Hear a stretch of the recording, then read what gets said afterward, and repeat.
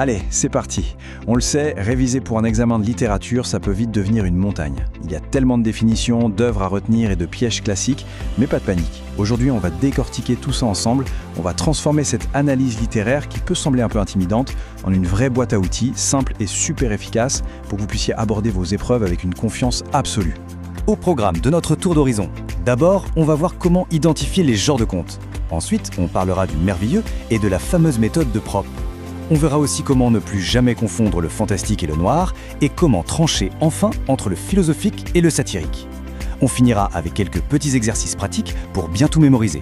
On commence donc tout de suite avec notre première partie, identifier les genres de contes. Alors qu'est-ce que c'est vraiment un conte ? Eh bien c'est avant tout un genre ultra flexible. Ça vient d'une très vieille tradition orale, et au fil du temps ça s'est transformé pour remplir plein de rôles complètement différents. Un conte, ça peut donner une leçon de morale, faire une critique acerbe de la société ou même nous faire mourir de peur. Et c'est justement cette souplesse qui fait que, devant une copie d'examen, capter le sous-genre précis du texte dès les toutes premières lignes, c'est une compétence absolument vitale. Ce qui nous amène directement à notre deuxième partie, le merveilleux et la fameuse méthode de Propp. On connaît tous cette petite phrase « Il était une fois ». C'est littéralement un interrupteur magique. Dès qu'on la lit, boum, on sait qu'on est dans un conte merveilleux. Ça installe l'action dans un espace-temps complètement flou, et le plus fou là-dedans, c'est que dans cet univers, croiser un loup qui se met à parler ou une fée qui transforme une citrouille en carrosse, c'est la normalité absolue pour les personnages. Personne n'est surpris. Et tout ça illustre brillamment la façon dont ces récits fonctionnent. Même si ça a l'air purement magique, c'est en fait réglé comme du papier à musique. Un chercheur qui s'appelle Vladimir Propp a décortiqué cette mécanique implacable. En gros, le héros ressent un manque et quitte sa maison. Ensuite, il tombe sur un donateur qui lui confie un objet magique, s'ensuivent des épreuves qu'il doit surmonter, pour arriver enfin à une récompense finale, comme un mariage ou l'accès au trône. C'est exactement le squelette d'histoires comme Cendrillon ou Le Petit Poucet. Allez, on passe à la troisième partie, et là, attention, c'est le gros piège des examens, différencier le fantastique et le noir. Regardons ça de plus près. Contrairement au merveilleux, où la magie est acceptée sans sourciller, le fantastique c'est une véritable déchirure dans la réalité. Tout est parfaitement banal et soudain, l'impossible arrive. Du coup, le narrateur, qui utilise presque toujours le jeu, commence à sérieusement douter de sa propre santé mentale. Il hésite et nous on hésite avec lui. Cette angoisse psychologique, c'est vraiment l'ADN du fantastique. Et ça se termine presque à chaque fois sur une fin ouverte qui ne résout rien.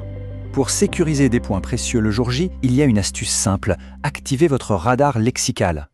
Si le texte est bourré de mots qui crient l'incertitude, du genre « peut-être »,« il me semblait que », ou si le narrateur se demande s'il a une hallucination, ne cherchez pas plus loin, c'est la signature indéniable du fantastique. C'est exactement ce qu'on trouve dans le Horla de Maupassant, quand le personnage se dit avec terreur « suis-je fou ?» À l'opposé de ce doute, on a le conte noir, qu'on appelle parfois conte cruel. Là, on ne se pose pas de questions existentielles sur le surnaturel. On plonge tête la première dans le pessimisme radical et l'esthétique de la cruauté. Pensez aux nouvelles d'Edgar Allan Poe. On explore la folie humaine pure, on étouffe dans des décors gothiques, et surtout, aucune magie ne viendra sauver le héros. C'est un destin implacable qui se termine par une conclusion macabre. On enchaîne avec notre quatrième point. L'autre grande confusion chez les étudiants, c'est philosophique ou satirique. Alors, le point crucial ici, c'est d'analyser l'objectif de l'auteur. Le conte philosophique, c'est un apologue. C'est un véritable cheval de Troie narratif imaginé par les auteurs des Lumières pour planquer des idées intellectuelles complexes derrière une histoire sympa. Le conte satirique, en revanche, c'est une attaque. C'est un miroir déformant. On utilise l'exagération et la caricature à outrance pour se moquer frontalement d'une personne précise, d'une institution ou des mœurs de l'époque. Prenons un énorme classique, Candide de Voltaire, avec sa célébrissime phrase de fin « Il faut cultiver notre jardin ». C'est l'exemple parfait du mécanisme philosophique. Tout au long de l'histoire, le protagoniste, très naïf, enchaîne catastrophe sur catastrophe. Mais tout ce récit, c'était juste un prétexte.